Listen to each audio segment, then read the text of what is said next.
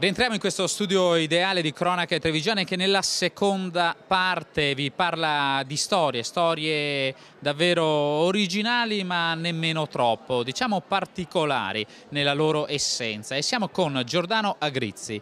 Buona giornata, grazie ovviamente anche per questa testimonianza. La testimonianza che ha portato un giorno la sua persona a creare Ad-Hoc, un network potrei dire quasi socio-imprenditoriale, no? Esatto, è un sistema socio-economico sostanzialmente e l'ho portato e ho ideato questo proprio perché nella mia vita avevo avuto molte vicissitudini, molte cadute, molti fallimenti e ho capito che il problema ero io. Ho capito che dovevo lavorare su me stesso perché lavorando su me stesso avrei migliorato quelle che sono le negatività della persona, potenziando così le positività. Quindi migliorando lei ha migliorato il mondo, potremmo dire così, però ha detto perché non mettere insieme tante persone che la pensano anche come me, no? Che vogliono essere aiutati aiutando gli altri. Esatto, io ho capito che migliorando me, e che avevo capito qual era la via, potevo dare questo in dono anche agli altri questo grande segreto, questo grande messaggio, no? Per poter poi così insieme, una forza unica, no? Una forza trainante, una forza sinergica, migliorare un sistema socio-economico. Quindi questi imprenditori, queste persone si ritrovano anche a queste cene e ovviamente scambiano idee, creano motivi per fare affari insieme con il rispetto di determinati valori. Questa sera parliamo di due progetti, no? Eritrea e poi delle avventure di Tom Perry. Sì, Eritrea in quanto Tom ci ha presentato un progetto in Eritrea, c'è un missionario italiano che sta aiutando i bambini poveri dell'Eritrea, per cui che mi ha identificato con i valori di Tom, ecco perché ho deciso, anche lui ha questi valori, no? Il valore dell'aiuto, il valore della condivisione e ho deciso non solo di aiutarlo per l'Eritrea, di aiutarlo anche in quella che è la sua nuova impresa in Guatemala. Alla ricerca dei segreti dei Maya. Allora io ringrazio ovviamente per questo tempo dedicato anche a Cronache Trevigiane. Noi ci fermiamo qui, ma tra poco andremo a sentire un po' Tom Perry come si prepara a questa nuova avventura. A tra poco.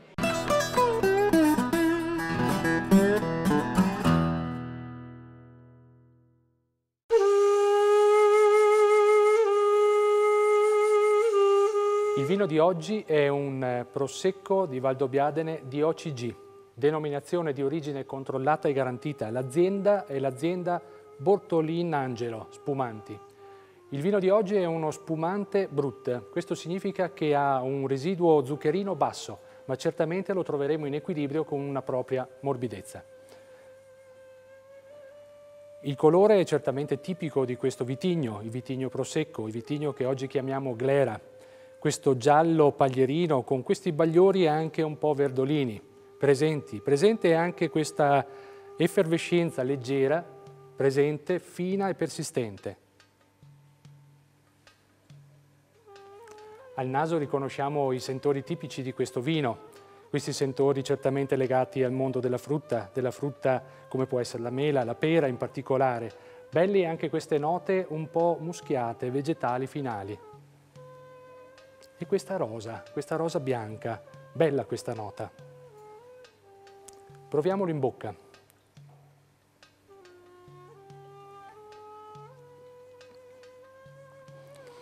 In bocca è certamente sapido, presente, persistente, lunga questa nota di acidità ma morbido. Quindi come dicevamo certamente un vino secco ma morbido. Bella questa sua persistenza. Direi un vino importante equilibrato, certamente armonico, che potremmo abbinarlo certamente a dei piatti primi importanti o antipasti importanti.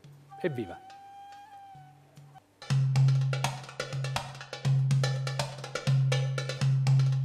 Oggi vi presento un vino dell'azienda agricola Andreola di Col San Martino. È un Valdobbiadene Prosecco superiore millesimato, per come dire che proviene da una stessa vendemmia, ma nello stesso tempo è anche proveniente da uve selezionate.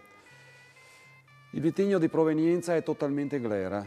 Alla vista è giallo paglierino intenso, con delle bollicine che salgono velocemente in superficie, fini, persistenti e anche numerose, brillante come valore. Il naso è ricco di frutta matura, la mela, la pera, la pesca bianca, la pesca gialla, ma in ogni caso si notano anche queste reazioni alla mineralità che ci portano alla fragranza e alla franchezza di questo tipo. Gusto abboccato, gusto pieno, piacevole la sua mineralità, come del resto mantenuto da una ottima freschezza.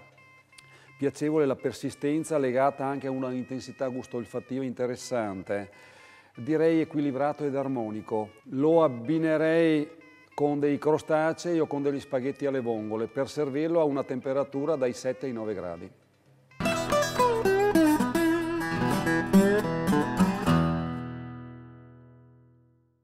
E rientriamo allora in questo studio ideale. Vi abbiamo già parlato di ADOC, di questo network socio-economico, come vi è stato descritto, che sta diciamo lanciando questa missione di Tom Perry, e qui vicino a me degli amici di Tom che lo hanno seguito in varie avventure, Luciano Covolo, Claudio Tessarolo, fotografo il prima, giornalista il secondo.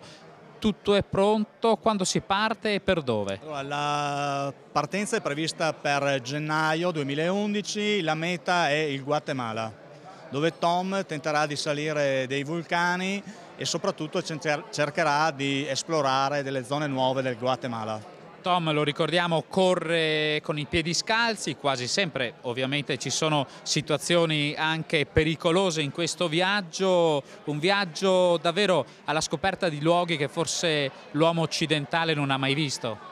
Sì, il Guatemala in gran parte è ancora sommerso dalla vegetazione, poco conosciuto, poco frequentato. Ovviamente noi cercheremo, non seguiremo quelli che sono i circuiti turistici. Per quanto il Guatemala ha una certa inclinazione turistica, però per quanto tiene la costa, soprattutto le zone della capitale, noi ci addentreremo all'interno in una regione che sono molto poco conosciute e soprattutto non sono assolutamente frequentate. Ti chiedo, Claudio, Tom com'è in questi viaggi?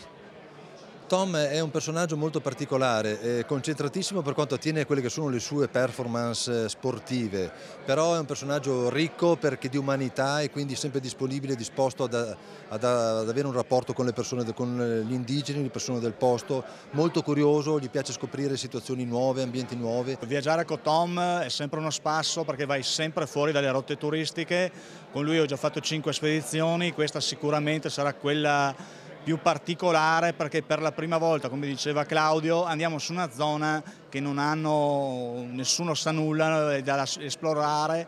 Entreremo addirittura con l'esercito del Guatemala per visitare alcuni siti archeologici dove pochissima gente c'è stata. Allora grazie ad entrambi, noi ora ci guardiamo un servizio di cronache trevigiane e poi finalmente i nostri microfoni, Tom Perry.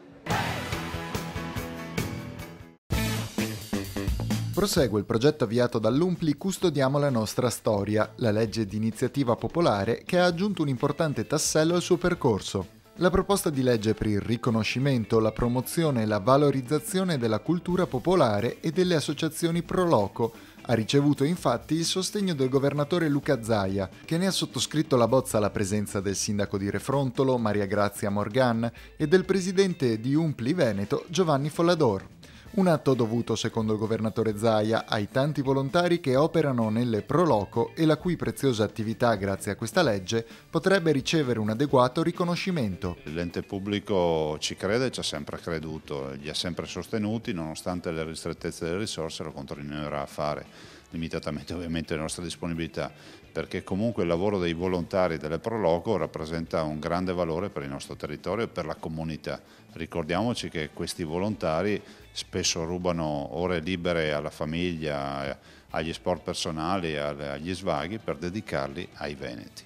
Grande soddisfazione per il presidente Follador, che rivolge un sentito ringraziamento a Luca Zaia. Il presidente da sempre nella sua attività ha dimostrato e apprezzato e continua ad apprezzare il valore delle pro loco. Il fatto che oggi, come presidente di una regione Veneto, sottoscriva questa nostra proposta di legge di iniziativa popolare mi pare per una soddisfazione non da poco. Le pro loco, d'altra parte, svolgono un ruolo importante per la valorizzazione del territorio, a fianco degli enti pubblici e senza pesare sui bilanci. Questo in proposito il commento del sindaco di Refrontolo, Maria Grazia Morgan. Le Proloco sono delle associazioni di volontari virtuose, perché spesso riescono a fare tutta questa mole di lavoro dedita alla valorizzazione del territorio senza magari chiedere nulla alle amministrazioni comunali. APVF, l'associazione produttori ortofrutticoli veneto-friulani, è una delle realtà del settore più autorevoli a livello nazionale.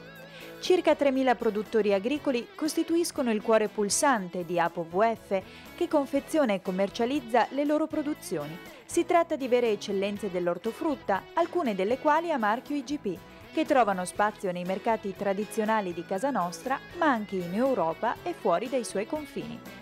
Oggi APVF continua ad investire sulla qualità per garantire a clienti e consumatori prodotti certificati e garantiti, guardando al futuro con positività. Si guarda il futuro con positività perché c'è una base sociale molto coesa, molto vicina all'azienda. Stiamo investendo molto in macchine, in impianti e il nostro obiettivo è quello di ridurre la filiera tra il produttore e il consumatore, e quindi noi andremo sempre più vicino al consumatore finale con un prodotto finito. Lo stesso presidente Rossi conferma la volontà dell'Associazione di Produttori Veneto-Friulana, che ha la sua sede principale a San Polo di Piave, di guardare al mercato, quindi con la volontà di costruire una filiera corta. Raccolta diretta, si lavora qui in confezioni da 4, 6, 8, dipende, cassettine da 1 chilo, 2 kg e si manda subito in distribuzione. E questa è una garanzia di prodotto fresco, di qualità e genuinità. Dal campo alla tavola con prodotti tipici nostri. Abbiamo cambiato strategia, non si va più alla grande distribuzione attraverso un'azienda di servizi, ma si va in diretta attraverso i produttori. I produttori fanno della differenza e il territorio ci aiuta molto per questa differenza. APVF quindi resta legata alla propria missione, che vede in cima alla lista delle priorità la soddisfazione dei suoi soci produttori e dei consumatori finali. La sfida e la vittoria passa attraverso un prodotto e un territorio. Noi abbiamo dei prodotti IGP, dei prodotti meravigliosi. È importante che i consumatori acquistino i prodotti di stagione e questa è una garanzia.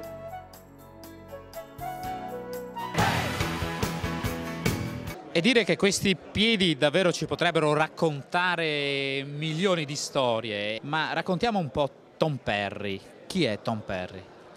Tom Perry è un uomo semplice che ha capito che la società di oggi ha avuto dei momenti di sbandamento ed io mi sono reso conto che dovevo tornare indietro e l'ho fatto inizialmente come sfida e poi soprattutto come comunicazione, quindi sto cercando di dare dei messaggi a una civiltà che è un po' in crisi. Tu a piedi scalzi sei entrato nelle bocche dei vulcani, non so a che temperatura sotto zero sei stato. Ma diciamo che sono riuscito in poche parole ad arrivare a circa 40 sotto zero attraversando la catena himalayana e poi anche in Bolivia, nei vulcani della Bolivia, mentre sull'Etna per esempio sono sceso dall'Etna in eruzione a oltre 500 gradi di temperatura, cose anche per me impensabili, mentre ho visto poi fisicamente che riuscendo a dominare la mia mente, con la mia mente riuscivo a fare cose appunto. E ora Guatemala. Ora c'è questa sfida appunto che si chiama Tom Perry, no, sulle orme dei Maya, per capire un po' questa profezia del 2012 se veramente è una bufala o c'è qualcosa di vero. 10 secondi per concludere. Tu hai incontrato il Dalai Lama che ti ha detto una cosa in particolare. Il Dalai Lama per me è una grandissima spiritualità e mi ha detto: Tom Perry, non cercare la pace all'esterno con le bandiere, la pace createla nel tuo cuore. Ecco, questa pace che se noi riusciamo a creare la pace interiore abbiamo raggiunto l'equilibrio e penso sia il sogno di tutti noi. Grazie Tom per questa testimonianza e ricordiamolo che qui all'Asolo Golf Club con ADOC abbiamo vissuto una serata che fa della buona beneficenza per un progetto in Eritrea. Cronache Trevigiane finisce qui per questa settimana, ci rivediamo la prossima, stessa televisione, stesso orario. Grazie.